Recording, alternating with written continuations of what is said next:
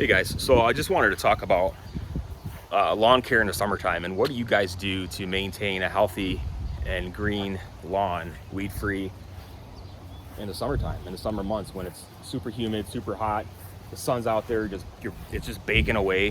What do you guys do to prevent drought, things like that, even when you don't have a lot of rain, right? So we'll talk about watering in a second, but I wanted to talk about the lawn. And as far as what I do, this is a cool season lawn here in mid-Michigan. So there's some blends of fine fescue, perennial rye, some turf type tall fescue thrown in there as well, a little bit of KBG, not a whole lot, but mostly perennial rye. So just kind of want to show you, I do have a couple weeds here and there, no big deal.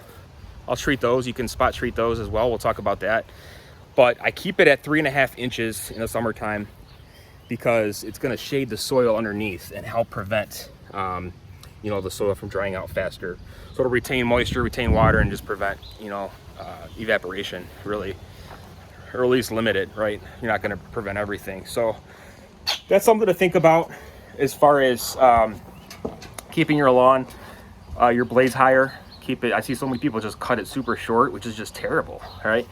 Another thing to think about is watering. Right? How much are you really watering your lawn? Something super important in the summertime.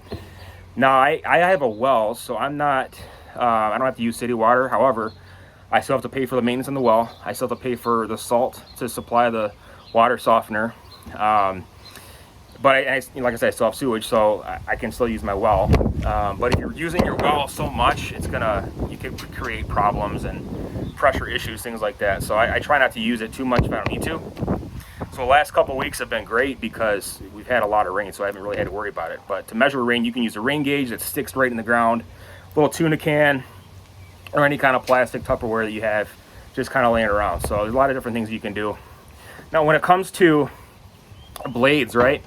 Another maintenance tip is this is a blade that I had laying around, super dull. Most people probably don't think about this, but if you don't sharpen your blades, you're just going to rip through the grass and create brown tips on them, and it's just going to leave your lawn susceptible to disease. So you really want a nice, crisp, clean cut, and you want to slow down a little bit. You don't want to go too fast, make your mower work harder, and you just want to make it work a little bit easier for you. So slow down a little bit on the lawnmower and keep your blades sharp. I like to sharpen them 3 times a year.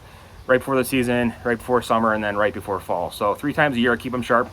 And then it also comes down to how frequently you're cutting. So I'm cutting roughly every 4 to 5 days. It just depends on weather conditions, things like that. But I still try to keep it cut, frequently. I see a lot of people that let their grass just grow super tall, and then they just cut it half off, and it just looks terrible. It's not good for your lawn. The only time to do that is like scalping. I feel like is in the fall. It's the best time to do it, or early spring probably. But fall's usually the best time to do anything lawn care. So think about that too. You don't want to take more than 1/3 off the blade at a time. Just a fresh cut. Every couple days, keep it looking good. So when lawns are cut more frequently, it actually helps thicken up the grass, and the turf just looks better overall.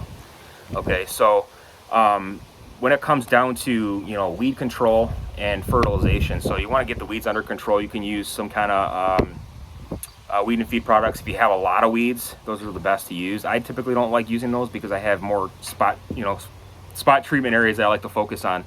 Post-emergence, I've done pre-emergence as well. I've done a little bit of everything, but in the summertime, you get a lot of weeds. They start to really accumulate, so just start taking care of those. Think about pest control as well.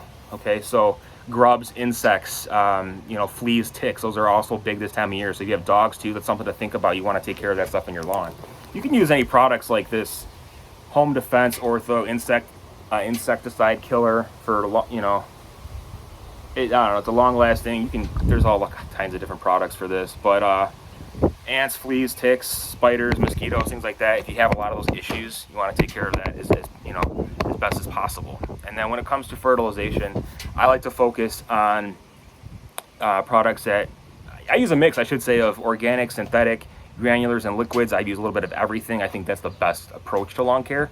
Not really focus on just one thing, but doing a lot of different things in smaller increments is kind of what I focus on, and what I've noticed has improve the appearance and overall health of my lawn. So I focus on those biostimulants, the products that have the humic acids, the sea kelps that can help prevent drought and really help with those hot summers. So it just really feeds the soil which essentially you're feeding. It's like you're feeding your body inside out, right? So taking care of the soil first, and then the turf just kind of comes naturally after that. So those are the products I focus on. Products that have molasses in it that can kind of eat away at some of the thatch buildup, and just products that overall can help utilize those nutrients better in your soil. So I don't use a lot of fertilizers, especially in the summertime, especially high nitrogen. I don't really want to push growth this time of year. You want to focus on products that have higher in potassium, but depending on if you've done a soil test, you're not going to really know exactly what where you're deficient and where you're not. So products that are higher in potassium can help with overall health and help you get through those hot summer months and help strengthen the lawn. So to prevent diseases and help you get through drought, things like that. So that's something to think about. We touched on the water, we talked about the height of the blades, overall maintenance, and keeping your blade sharpened, and frequency of cutting. You don't want to take more than 1/3 off at a time. Proper fertilization, grub control, weed control, things like that. If you have to use some post-emergence to spot treat certain areas, that's cool too. And then obviously, we talked about the pest control, grubs, everything like that. So that's all I have for you guys. Thanks for watching, and be sure to like and subscribe. We'll see you next time. Thanks, guys.